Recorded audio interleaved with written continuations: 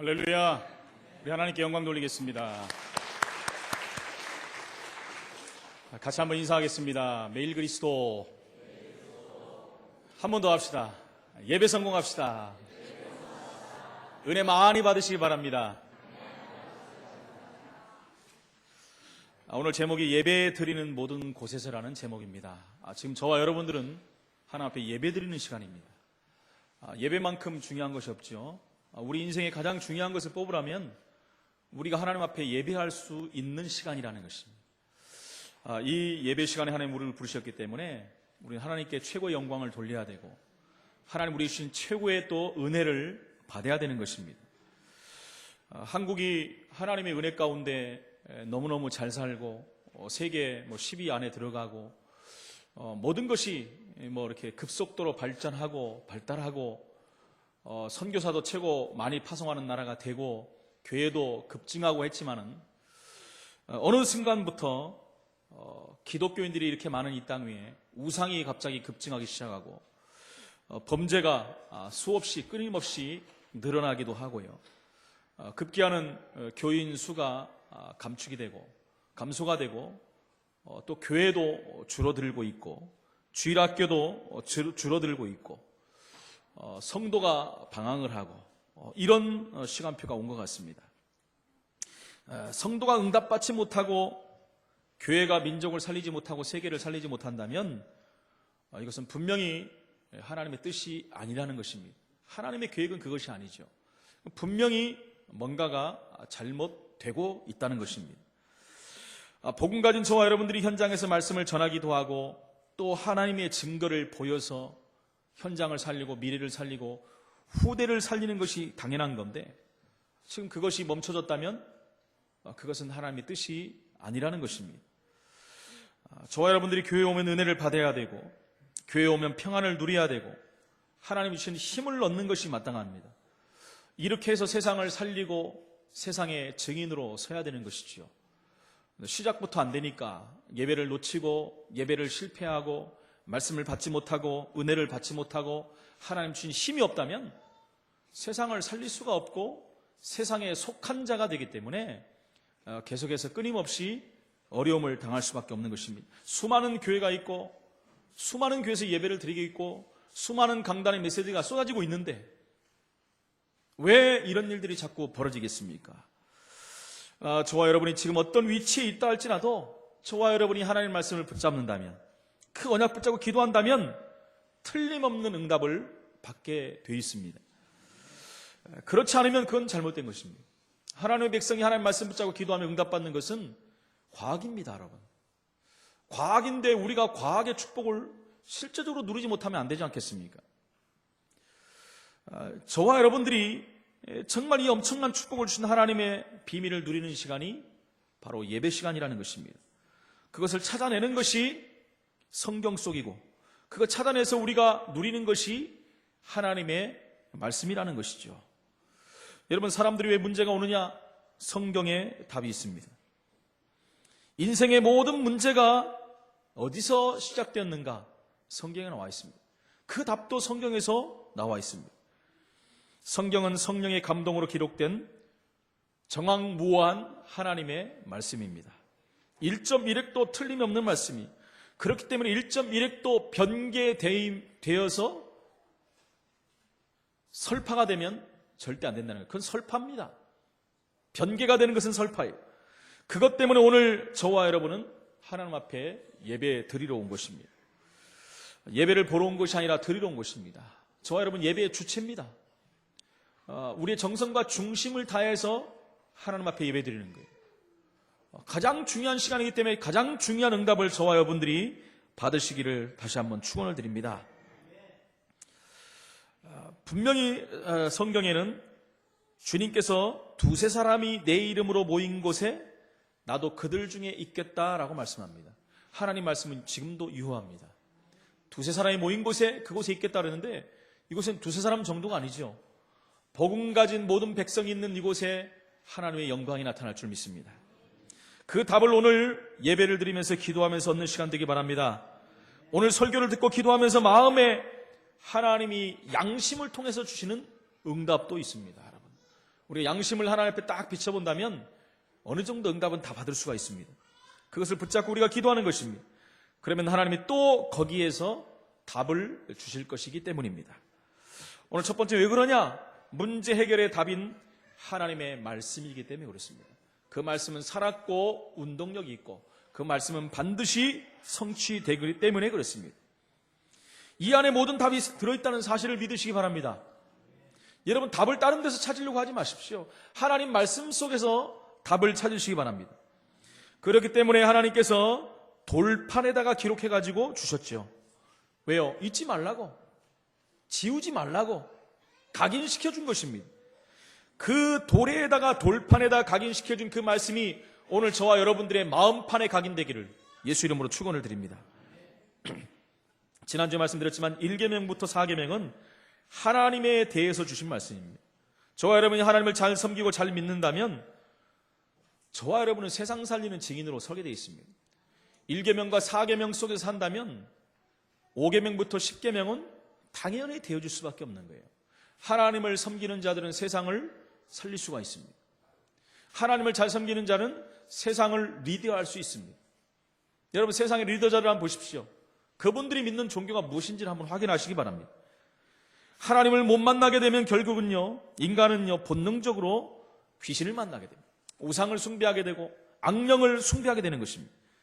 그래서 하나님께서는 그것을 섬기지 말고 하나님을 섬기라고 말씀합니다. 그것이 바로 제1계명입니다.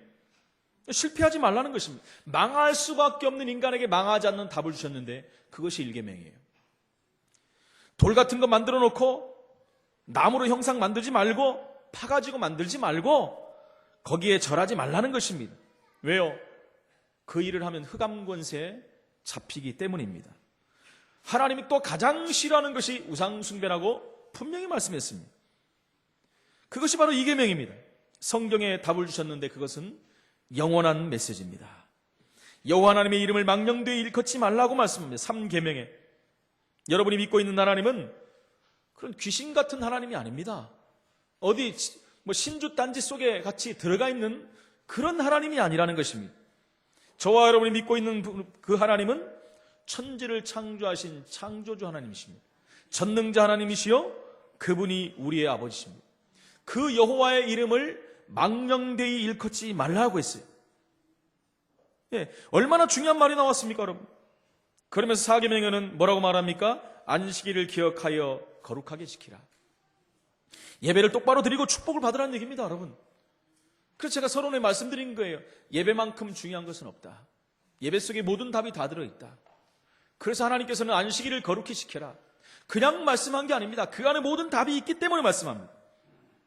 저와 여러분이 지금 이거 앉아서 예배하는 이 시간이 이 땅에서 가장 소중한 시간이라는 것을 다시 한번 우리는 확인하셔야 될 것입니다. 그래서 안식일을 기억하여 거룩히 지키라고 합니다. 기억하고 거룩하게 지키라. 소홀히 하지 말라는 것입니다. 대충 드리지 말라는 것입니다. 근데 오늘날 예배들이요, 너무 여러분 형식적인 예배를 흐르고 있다는 것입니다. 늘 말씀드리지만 예배를 열린 예배다 해가지고 세상 것을 가지고 예배를 드리는 경우가 많아요. 여러분, 세상 것으로 하나님 절대 예배를 받지 않습니다. 절대 그런 일이 없어요. 하나님은 하나님 자녀의 예배를 받으십니다. 하나님은 그래서 하나님의 방법대로 하나님 앞에 예배 드리는 예배를 받으시는 거예요. 가인과 아벨의 예배를 알지 않습니까? 가장 좋은 것, 세상 것에 가장 좋은 것을 하나님께 제사를 드렸는데 하나님은 그 제사를 받지 않았어요. 그렇죠? 어떤 예배를 받았습니까? 피의 제사를 받았다는 거예요. 여러분, 우리가 피를 놓치고 그리스도를 놓치고 오늘 예배 드린다면 하나님은 우리 예배를 받지 않으십니다. 피를 빼고 세상에 가장 좋은 것을 갖고 와서 하나님께 드린다. 하나님 안 받습니다. 가장 중요한 예배의 축복을 우리가 누려야 되겠습니다. 그래서 안식일을 기억하며 거룩하게 지키라는 말은 또 그날만 딱 기억하고 나머지는 몰라라, 그런 뜻도 아닙니다. 사실은 모든 날이 주의 날이지요. 일주일 내내가 하나님의 날입니다. 주의 날이지요. 하나님이 지으신 날이기 때문에 주의 날이에요. 다 소중한 날입니다. 그러나 그 가운데 우리가 하나로 모여서 하나님 앞에 중심을 가지고 예배 드린 날이 안식일이라는 것입니다. 얼마나 귀중한 날입니까? 저와 여러분이 세상을 건질 수 있는 하나님의 말씀을 또 받는 날입니다. 한 주간 동안 있었던 모든 문제, 사건, 어려움 속에 우리가 그것을 고스란히 갖고 와서 말씀을 통해서 해답을 얻는 날입니다. 주신 말씀을 가지고 또 세상에 살며 승리하는 증인으로 서라는 말씀을 주시는 것입니다.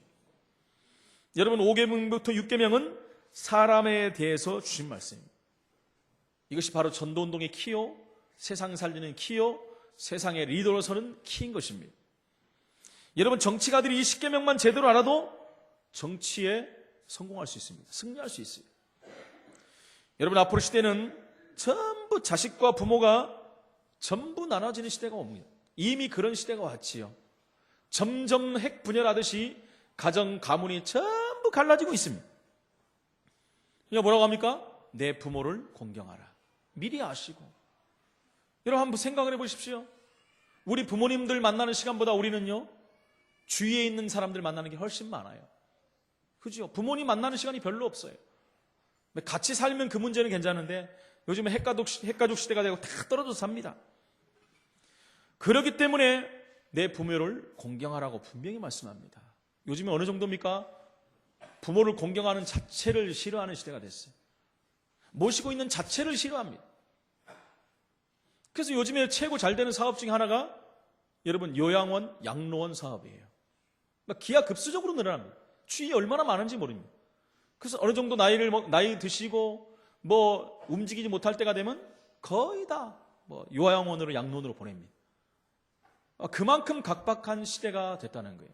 앞으로 시대는 또 장수 시대이기 때문에 노인층의 계층들이 굉장히 많아지고 또 그 날들이 굉장히 깁니다. 그 많은 날들을요, 가족과 떨어져서 여러분 그렇게 산다고 한번 생각해 보십시오. 여러분, 평생을 자식을 위해서 헌신하고 이 땅을 위해서 헌신하고 그렇게 살아왔는데 마지막 인생길이 그렇게 한다면 얼마나 비참하겠습니까, 여러분? 그래서 부모를 공경하라. 여러분, 양로원, 요양원 가지 말란 얘기가 아닙니다. 제 얘기는요. 제 얘기의 핵심을 잘 알아들으시기 바랍니다. 예.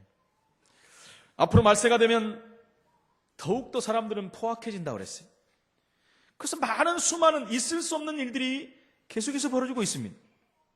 마약과 폭력, 이런 것들이 난무하고 있고요. 지금 우리 후대 저 밑에 손을 대면 안 되는 아이들까지도 마약에 노출되어 있는 실정입니다. 그러다 보니까요, 살인사건이 너무나 많이 일어나요. 생명을 경시하는 그런 풍조가 만연한 시대가 됐습니다. 그래서 하나님 말씀에는 살인하지 말라라고 말씀합니다. 여러분, 여기 있는 말씀들만 잘 알아들어도 생명은 인간 스스로가 좌지우지할 수 있는 것이 아닙니다. 생명은 하나님께 속한 것입니다. 하나님이 하실 일들을 인간이 한다면 그것은 커다란 죄가 된다는 것입니다. 이 시대는요, 너무나 많은 사람들이 살인을 하는 시대가 됐다는 것입니다. 마지막 때가 되면 전부 이제는요, 전국과 세계가 이 성에 대한 혼란 시대가 온다라고 말했습니다. 먼저 하나님께서 말씀했습니다. 간음하지 말라고 말씀했습니다. 사단의 전략 중에 전략이 뭐냐? 간음을 통해서 가정을 깨는 것입니다. 심각한 지경에 이를 정도가 지금 왔다는 것입니다. 그 다음에 마지막 때가 되면요, 사실은 모든 사람들이 남의 물건을 탐한다고 그랬습니다. 그래서 뭐라 합니까? 도적질하지 말라고 그랬어요. 공경에 나가 사람들이요, 거짓말하고 훔치고 죽이고 탐내고 이런 시대가, 교회에서마저도 이런 일들이 비일비재하게 일어납니다. 교회 거를 가지고 가고 교회 거를 훔쳐가지고 교회에서 득을 보려고 하고 교회 것을 탐을 내려고 하고. 여러분, 이런 시대가 교회에서도 그러는데 세상에서는 어떻겠습니까? 여러분, 요즘 교회 싸우는 일들이 전부 이런 것 때문에 싸우지 않습니까? 그 정도가 아니라 이제 거짓말하지 말고 이웃을 헤아려 하지 말라. 이웃을 헤아려고 거짓 증거하지 말라라 그랬어요. 내가 손해보는 것을 지나면 여러분, 이웃을 해하고 거짓말하는 시대입니다. 내가 이익을 얻는다면 그 누구도 다 죽이는 시대가 돼버렸어요. 심각한 시대입니다. 그러면서 성경에 뭐라고 합니까? 탐심에 가득 차 있으니까 탐욕에 빠지지 말라 그랬어요. 탐심은 우상이다라고 성경은 분명히 말합니다. 십계명을 한마디로 말하면 탐심이다라고 말했습니다. 탐심을 갖지 말라. 하나님 자리에 다른 것을 올려놓으면 그것이 탐심입니다, 여러분. 부모를 공경하지 않는다는 것은 다른 것을 공경한다는 것입니다. 탐심입니다. 십계명을 전부 한번 여러분 해석 한번 해보십시오. 한마디로 말하면 탐심을 갖지 말라는 얘기입니다. 여러분, 이 말씀을 다시 한번 여러분들에게 지난주 말씀을 요약해드렸습니다. 왜요? 그만큼 중요하기 때문에. 근데 여러분, 부담 갖지 마시기 바랍니다. 우리가 복음 안에서 하나님 주신 축복을 누린다면 십계명은 되어지게 돼 있고 지켜져 가게 돼 있다는 거예요. 이 십계명을 자꾸 내 편에서 지키려고 노력을 하니까, 노력하다가 안 되니까 실망하고 좌절하는 것입니다. 내가 복음 안에서 누리고 있다면 이 부분은 되어질 수밖에 없다는 것이죠.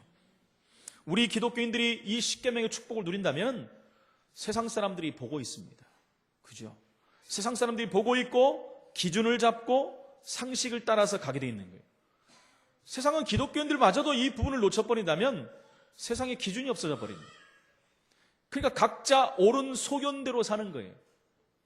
여러분, 사사시대 때도 그랬고요, 네피림 시대 때도 그랬고요, 전부 그랬습니다. 여러분, 말씀의 기준이 없어지는 시대에는 각자 소견에 옳은 대로 살았다 그랬어요.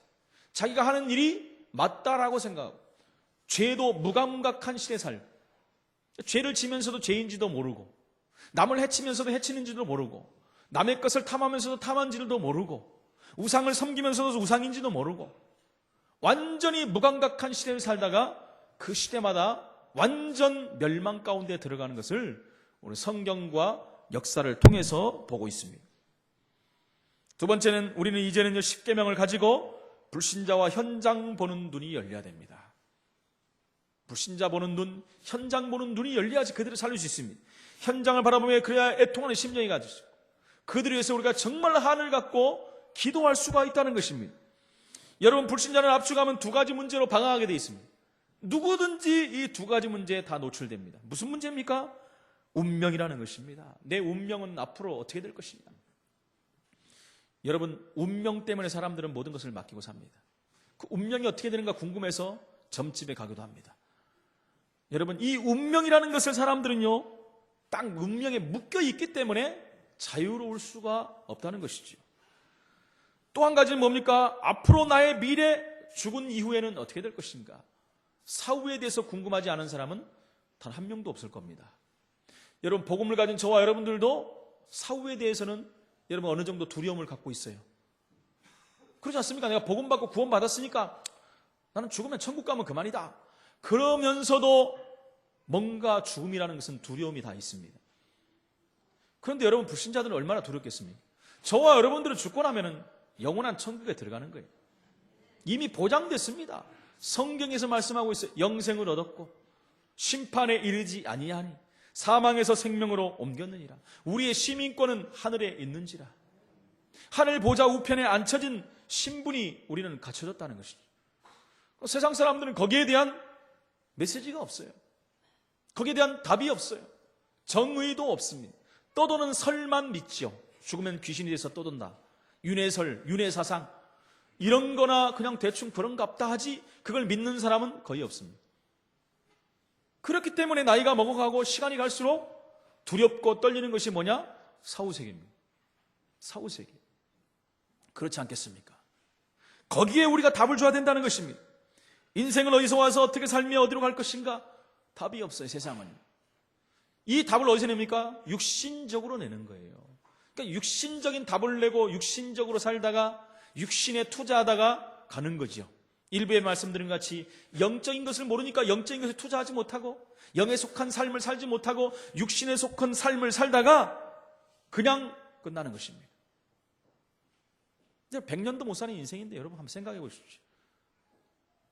100년도 못 사는 인생 일생 살고 끝난다면 여러분 얼마나 억울하겠습니까? 인간만큼 이렇게 신묘막측하게 지은 존재는 이 땅에 없습니다. 여러분, 내 자신만 놓고 한번 생각해 보십시오. 얼마나 대단합니까? 어떻게 이렇게 만들었습니까, 여러분? 한번 생각해 보십시오. 제가 가만히 한번 생각합니다. 인간에 대한 부분들을 한번 생각해 봐요. 이렇게 만들어놨는데, 이런 걸작품을 만들어놨는데, 이런 걸작품이 갑자기 어느 날 뻥 하고 생겼겠습니까, 여러분? 절대 이해가 안 가는 얘기죠. 누가 만든 분이 있으니까 이렇게 만들어졌죠. 그렇죠?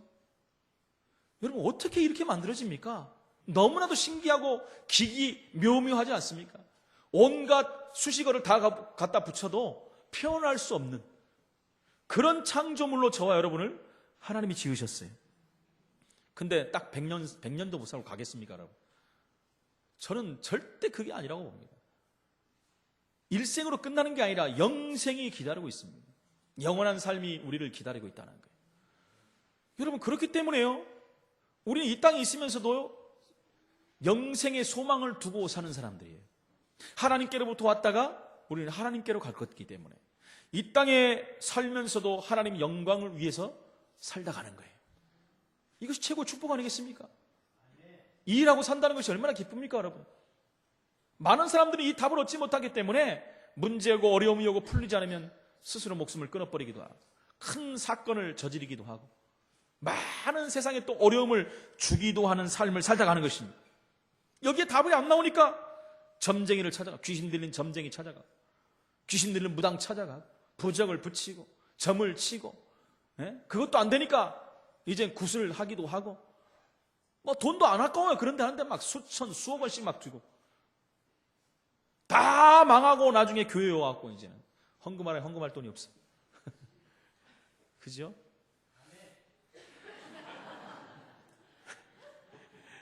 집사님이 그러셨어요? 여러분, 우리는 귀신 들린 무당한테 쫓아가는 존재가 아닙니다. 천지를 창조하신 하나님 앞에 예비하는 존재예요. 여러분, 수준이 틀립니다. 그죠? 그냥 귀신 들린 무당 앞에 가서도요, 담대해야 돼요. 흔들릴 필요도 없어요. 그들 속에는 귀신이 들어가 있고 우리 속에는 성령이 계십니다. 여러분, 상대가 되는 존재가 아니라는 것입니다. 근데 수많은 사람들은요, 60만이 넘는 무속인들에게 찾아간다는 거예요.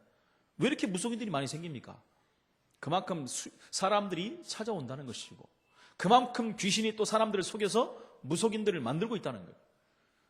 여러분 보십시오. 너무너무 힘들어하고 무속인 찾아가면요, 하는 말이 있어요. 꼭 신받아라. 그러다가 우리나라 사람들 전부 신받게 생겼어요. 신받은 무속인 자동으로 영원한 답. 한 번 무속인은 영원한 무속인이, 제가 보니까 절대 못 빠져나옵니다. 복음 아니고는 빠져나올 수가 없어요. 우리 교단에요, 무속인에서 돌아온 사람만 500명이 넘습니다. 그런 일이 세상에 없습니다, 여러분. 기적 중에 기적이에요. 무속인들이 복음받고 구원받고 하나님 앞에 돌아온다. 기적이에요, 기적. 빠져나오기 얼마나 힘든지 압니까, 여러분? 완전히 인생 자체가 잡혀가지고 그런 귀신 들린 사람에게 가갖고 내 운명을 맡깁니다. 내 인생이 어떻게 될 것인가? 무엇을 해야 될 것인가? 뭐 사랑하는 사람하고 결혼을 해야 될 것인가? 뭐 사업을 해야 될 것인가? 가장 중요한 일들을 귀신 들린 사람에게 가서 물어본다는 거예요.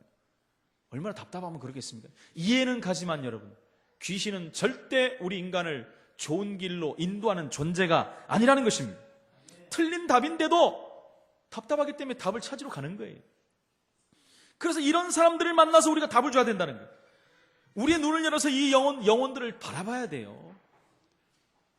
그분들을 바라보면서 정말로 우리가 애통해야 됩니다. 애통하고 한 맺힌 기도가 돼요. 그들을 살려야 되는 것이 우리의 의무예요. 여러분, 너무나 정확한 답이 있는데 이 답을 받으면 살아날 텐데 그 사람들이 고통 속에, 저주 속에 있다가 망하고 죽고 지옥 가지 않습니까? 얼마나 애통하고 원통합니까, 여러분? 저와 여러분들도 그렇게 살다가 가야 되는데 저와 여러분들이 하나님께서 특별히 사랑하셨어요. 하나님 예정하시고 작정하셨어요. 하나님 때에 부르셨어요. 구원 주시고 하나님 자는 삼으시고 예배 드릴 수 있는 신분을 주시고, 그 정도가 아니라 이제는 살리라고 말씀하셨는데 저와 여러분 날마다 감사해도 못합니다, 여러분. 날마다 감사해야 돼요. 우리에게 말씀을 통해서 정확한 답을 주시는데 여러분 어디서 답을 찾으시렵니까? 말씀 속에서 답을 찾아야죠. 그리스도로 말미암아 운명에서 해방됐는데, 우리의 미래도 완전히 보장이 됐는데 하나님께서 너는 내 것이라 그랬어요.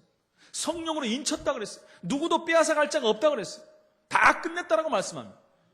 그 누구도 빼앗아갈 자가 없어요. 흔들리지 마시기 바랍니다. 인생은요, 불신자는 12가지 재앙으로 무너지고 있습니다. 아무도 이해 없이 12가지 재앙의 시간표 속에 있는 것입니다. 그 시간표 속에 타고, 여러분 그것이요 진하게 나타나든지 10개 나타나든지 둘 중에 하나죠. 다 이 속에 있습니다. 결국은 마지막에 다 망하는. 하나님 떠난 사람들은 결국은요 창세기 3장 속에서 개인의 모든 것을 위해 삽니다. 그죠? 개인이 하나님 되려고 노력합니다. 그리고 물질을 추구하다 창세기 6장 네피림 속으로 들어가는 것입니다. 그리고 바벨탑 11장에 여러분, 야망야심 동기 따라가다 완전히 무너지는 것입니다. 그게 인생이라는 것입니다. 왜요? 요한복음 8장 44절. 신분이 그렇기 때문에 그래요. 신분이 거기 있기 때문에 그래요. 에베소 2장 2절에 운명과 사주팔자를 따라가는 인생이 된 것입니다.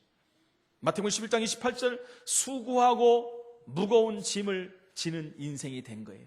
내려놓을 수도 없고 내려놓을 방법도 없고, 그러다가 사도행전 8장 4절 8절에 육신 문제까지 들이치는 것입니다. 그 누구도 건들 수 없는 문제들이 오는 거예요.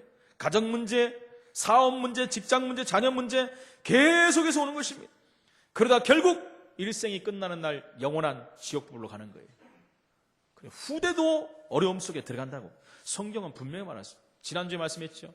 우상 숭배하는 자는 하나님이 가장 싫어하는 죄라고 그랬어요. 아비로부터 죄를 갚되 3, 4대까지 이르게 하겠다. 하나님은 나 여호와 하나님은 질투의 하나님인지 우상 숭배하는 것을 가장 싫어한다. 하나님이 가장 싫어하는 것을 왜 합니까 도대체? 세상이 무서워서요, 여러분? 여러분 왜 타협을 합니까? 우상과 타협하지 마십시오. 성경에 분명히 하나님이 가장 싫어한다 그랬어요. 왜 그걸 이기지 못합니까, 여러분? 전능하신 하나님 우리 아버지신데 하나님보다 센 게 있습니까, 여러분? 센 게 있다면 적당히 타협도 해야 되겠지요. 여러분, 이건 타협하는 것이 아닙니다. 우상을 완전히 두드러 깨버려야 됩니다. 사도행전 13장에 보니까 인생 자체가 답이 없기 때문에 무속인을 찾아다니고, 16장에 점술 속에 들어가 19장에 우상 속에 깊이 빠진 것입니다. 12가지 재앙 속에 나라와 민족과 세계가, 여러분 문화가, 후대가 전부 12가지 속에 빠져서 망하고 있는데 사람들은 몰라요. 왜 망하는지. 여러분 이 속에 있을 때는 잘 모릅니다. 이게 드러날 때 이제 뭐라고 합니까? 왜 그래요? 그리고 뭡니까? 나 열심히 살았는데, 착하게 살았는데, 근데 왜 이런 일이 벌어지냐? 라고 한탄을 하지만 늦은 것입니다. 여기서 빠져나온 길이 여러분 복음입니다. 여러분 노력과 열심으로 빠져나온 게 아니에요. 간단합니다. 믿으면 되는 거예요. 운명과 저주 우상에서 해방되는 길이 그리스도입니다. 복음은 생명이요 살리는 것입니다. 여러분 죽이는 우상 속으로 들어가면 안 돼요. 귀신은 죽이는 자입니다. 도적이 오는 것은 도적질하고 죽이고 멸망시키려는 것뿐이요 내가 온 것은 양으로 생명을 얻게 하고 더 풍성히 얻게 하려 함이라. 여러분 예수님이 오시는 것은 우리에게 생명을 주시러 오신다고 그랬고요. 하나님은 축복을 누리게 하신다 그랬어요. 도적이 오는 것은 도적질하는 것뿐이 없어요. 딴 게 없습니다. 도적질하고 죽이고 멸망시키는 것이 도적이 오는 목적이라는 것입니다. 성경에서는 사단을, 귀신을 도적으로 표현하고 있습니다. 여러분 우리가 그리스도를 믿을 때 우리의 신분은 바뀝니다. 요한복음 8장 44절에서 요한복음 1장 12절 하나님 자녀로 바뀌는 것입니다. 응답받고 우리는 해답을 받는 존재가 된 것입니다. 이 사실을 믿고 영접하는 자는 하나님의 자녀가 되는 권세를 주셨다라고 성경은 말합니다. 여러분 다른 수식어가 없으면 다른 게 붙지 않습니다. 간단해요. 믿으면 구원받는 거예요. 안 믿으면 지옥입니다. 여러분 이렇게 명백한 답이 어디 있습니까? 뭐 구차한 다른 게 없어요. 예수는 그리스도니까, 우리 인생 모든 문제 끝냈으니까 믿어라는 거예요. 뭘 갖고 와라, 뭘 해봐라, 노력해봐라, 열심을 내봐라 없어요. 믿으면 돼요. 여러분 이만큼 쉬운 게 어디 있습니까? 너무 쉬워서 사람들이 믿지를 못해요. 복음은 그래서 완전한 것입니다. 부족하면 우리가 좀 노력을 해야 되는데 복음은 완전해요. 복음 안다는 것은 모든 문제가 끝났다는 것입니다. 누구도 해결할 수 없는 문제를 100% 끝냈어요. 요한복음 19장 30절에 보니까 다 이루었다. 어떤 또 이상한 정신이 좀 이상한 사람이 나타나가지고 요한복음 19장 30절 다 이루었다는 그런 말이 아니래요. 그런 말이 아니면 도대체 무슨 말입니까? 제가 아무리 봐도 다른 말을 찾아볼 수가 없어요. 어떻게 해서든지 하나님 말씀 가장 중요한 핵심들을 건드려가지고 못 믿게 하려고. 자기나 안 믿고 지옥 가면 되지. 안타깝지요. 여러분 그래서 그리스도의 날까지 이루어 가신다 그랬어요. 여러분 걱정하지 마십시오. 하나님 우리를 만들고 치유하셨어요. 하나님 영광 우리의 쓰임받는 증인으로 세워가신다 그랬어요. 세 번째, 세상 살리기 위해서 우리는 그러면 어떻게 하면 되겠습니까? 가장 중요한 말씀을 받아야 돼요. 오늘 19절에 모세에게 이르되 당신이 우리에게 말씀하소서 우리가 들으리이다. 하나님이 우리에게 말씀하시지 말게 하소서 우리가 죽을까 하나이다. 모세가 중보자가 된 것입니다. 모세를 예수 그리스도의 예표로 말하고 있습니다. 우리가 직접 하나님 만나면 죽는다는 거예요. 중보자가 되게 해달라는 거예요. 우리의 중보자는 영원하신 대제사장 그리스도입니다. 그리스도가 우리의 중보자가 되셨어요. 그리고 말씀하시는 것입니다. 우리가 바로 들을 수 없으니까 말씀해 주십시오. 이렇게 지금 간청을 합니다. 사도행전 2장 42절에 사도의 가르침을 받아 교제하며 떡을 떼며 똑같은 말입니다. 두 번째는 예배의 축복을 회복해야 됩니다. 24절에 내게 토단을 쌓고 그 위에 너의 양과 소로 너의 번제와 화목제를 드리라. 무슨 말입니까? 예수 피로 예배 드리라는 것입니다. 영원한 언약 대신 그리스도로 예배하라는 것입니다. 그리스도가 빠져버리면 안 돼요, 여러분. 분명히 말씀하지 않습니까? 양과 소로 너의 번제와 화목제물로. 그리스도는 우리를 위해서 단 한 번 죽으심으로 모든 피를 다 쏟으시고 우리 문제를 끝내셨어요. 그리고 화목제물이 되셨습니다. 하나님과 우리 사이를 화목시키는 화목제물이 되셨다는 것입니다. 그 예배를 드리라는 것입니다. 내가 물은 내 이름을 기념하는 곳에서 내게 강림하여 복을 주리라. 내 이름을 기념하는 예배하는 곳에, 여호와의 이름이 불려지는 그곳에 하나님께서 강림하신다. 친히 강림하신다 그랬어요. 친히 강림하셔서 저와 여러분에게 복을 주시는 거예요. 여호와의 이름으로 모인 이곳에, 지금 우리가 예배하는 이곳에 하나님은 오신 줄로 믿습니다. 임재하셨어. 우리에게 복을 주시겠다고 말씀합니다. 이 복을 누리시기를 예수 이름으로 축원을 드립니다. 그리스도 이름으로 하나님 앞에 예배를 드리라는 얘기입니다. 예배를 통해서 큰 은혜를 받으라고 말씀합니다. 세 번째는 하나님의 능력을 회복해야 됩니다. 어떻게 회복하면 되겠습니까? 주신 말씀 붙잡고 우리가 기도의 누림 속으로 들어가야 됩니다. 기도의 누림 속으로 들어가야 돼요. 마가복음 9장 29절에 보니까 제자들이 귀신이 쫓겨가는 현장을, 예수님이 귀신 쫓아내는 현장을 보면서 예수님께 말씀합니다. 예수님, 왜 우리는 귀신을 쫓는데 귀신이 안 나갑니까? 라고 말씀합니다. 그때 뭐라고 합니까? 예수님께서 기도 외에는 다른 것으로 이런 종류가 나갈 수가 없다. 기도 외에는 이런 능력이 있을 수가 없다. 기도 외에는 귀신이 도망갈 수가 없다. 지금 그 말씀하고 있는 것입니다. 사도행전 1장 8절 보니까 성령 충만 받으면 권능 받고 증인으로 세상 앞에 서는 것입니다. 증인으로, 하나님 주신 권능을 가지고 세상 살리는 증인으로 선다는 것입니다. 우리가 기도 안 하고 하는 모든 것은, 내 힘으로 하는 것은 여러분 한계에 직면하게 되어 있습니다. 아무리 전략이 좋고 말씀이 좋고 모든 것이 좋다 할지라도 기도가 안 돼버리면 그 뒤에 답이 안 나와요, 여러분. 하나님 응답을 주시는데 응답을 찾을 수가 없다는 것입니다. 우리 성도님들이 세상을 살리기 위해서 말씀을 받고 예배의 축복을 누리며 하나님의 능력을 회복하기를 예수 이름으로 축원을 드립니다. 결론적으로 말씀드립니다. 실제로 하나님은 우리가 예배하는 곳에 계십니다. 예배하는 곳에 하나님이 함께 하십니다. 문제는 우리가 하나님께 대한 경외심과 그 놀라움을 상실했다는 것이 문제입니다.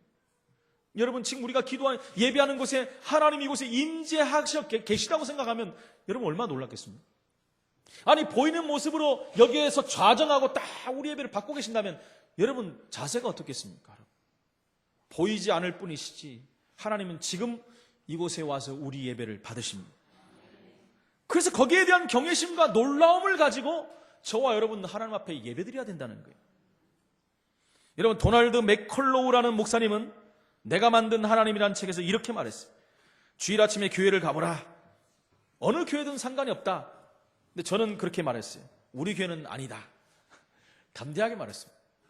교회 가면 교리에 잘 맞는 하나님을 만들어서 섬긴다는 것입니다. 자기의 방식대로, 자기 교단의 교리대로, 자기 방식대로 하나님을 섬긴다는 거예요. 그러니까 하나님을 자기 마음대로 만들어요.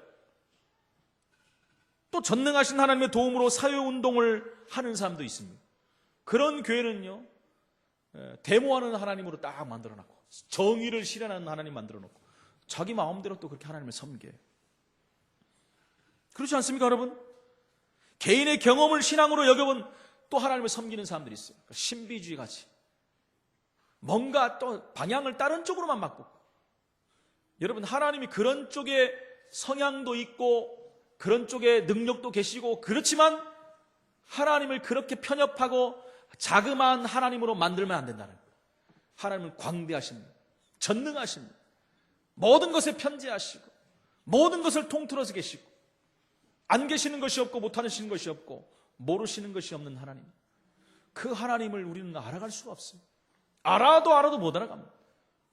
그 하나님 앞에 우리는 정말 놀라움과 경외심을 가지고 예배해야 되는데 많은 교회에서 지금 경외와 신비를 찾아보기가 힘들다고 합니다. 그래서 이렇게 표현합니다.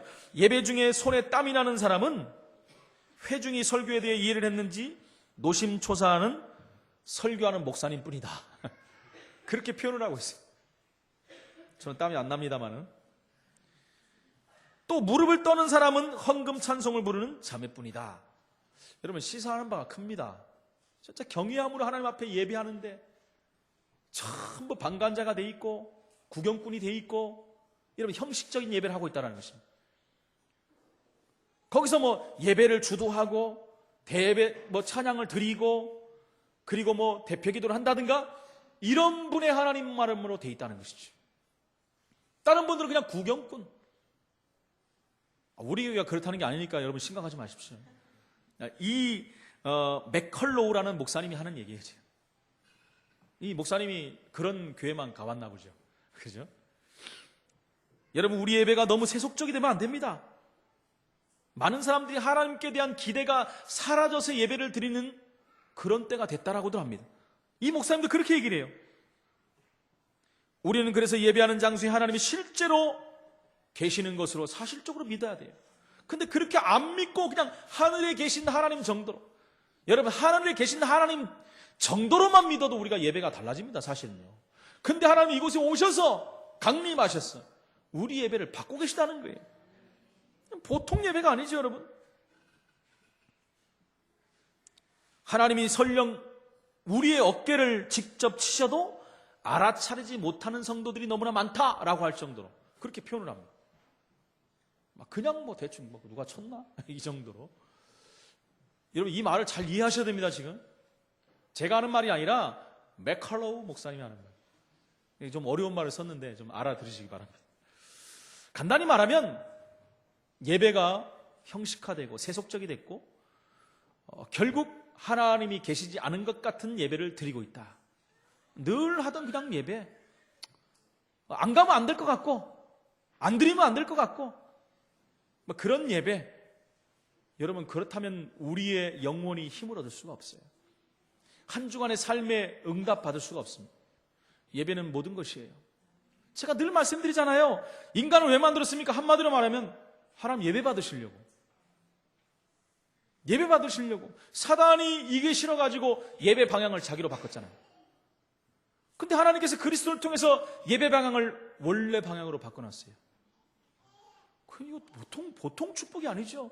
너무나 감사한 거 아니겠습니까? 예배할 때마다 저와 여러분 감사와 감격이 차고 넘쳐야 돼요. 정말 하나님께 영광을 돌리는 예배가 되어야 된다는 것입니다. 하나님의 축복이 여러분에게 있기를 예수 이름으로 축원을 드립니다. 오늘 말씀을 우리가 붙잡고 기도하다가 응답의 문이 열리기를 예수 이름으로 축원을 드립니다. 예배하는 이곳에 하나님의 임재한 줄로 믿습니다. 예배하는 이곳에 성령이 역사한 줄로 믿습니다. 예배하는 이곳에 흑암 세력이 무너지고 악신이 따라가는 줄로 믿습니다. 하나님은 예배하는 이곳에 천군 천사를 총동원하십니다. 주의 영광이 드러나는 자리입니다. 성취될 말씀을 주실 것이고요, 성령 충만을 주실 것이고요, 응답과 해답의 문을 열어주실 것입니다. 그렇다면 이 안에 모든 것이 다 있는 것입니다. 그래서 오늘 말씀에 분명히 제목같이 예배드리는 모든 곳에, 오늘 저와 여러분이 들은 이 예배뿐만 아니라 전 세계에서 드려지는 모든 예배 가운데 하나님은 지금 편만하게 강림해 계십니다. 그리고 우리 모든 드려지는 예배를 받으시고 우리에게 모든 복을 지금 주시고 계시는 것입니다. 여러분, 제가 복 받으라는 기복적인 설교를 하는 게 아닙니다. 하나님이 오늘 말씀하셨어요. 복을 주시겠다고. 그것에서 주시겠다는데 못 받을 이유가 어디 있겠습니까, 여러분? 이 복을 마음껏 누리시고 한 주간 우리 모든 삶 가운데 예배의 비밀을 누리는 한 주간이 되시기를 예수 이름으로 축원을 드립니다. 전능하신 하나님 은혜를 감사합니다. 예배할 수 있는 축복을 주시고 예배할 수 있는 응답 주시며 오늘도 하나님께 영광 돌릴 수 있도록 축복하신 하나님을 찬양합니다. 우리 모든 성도들 예배의 귀중성을 다시 한번 확인하며 우리 있는 모든 현장이 예배가 되게 하시고 예배의 비밀을 누리며 응답의 비밀을 누리는 하나님의 사람들이 되게 하여 주옵소서. 예수 그리스도 이름으로 기도합나이다. 아멘.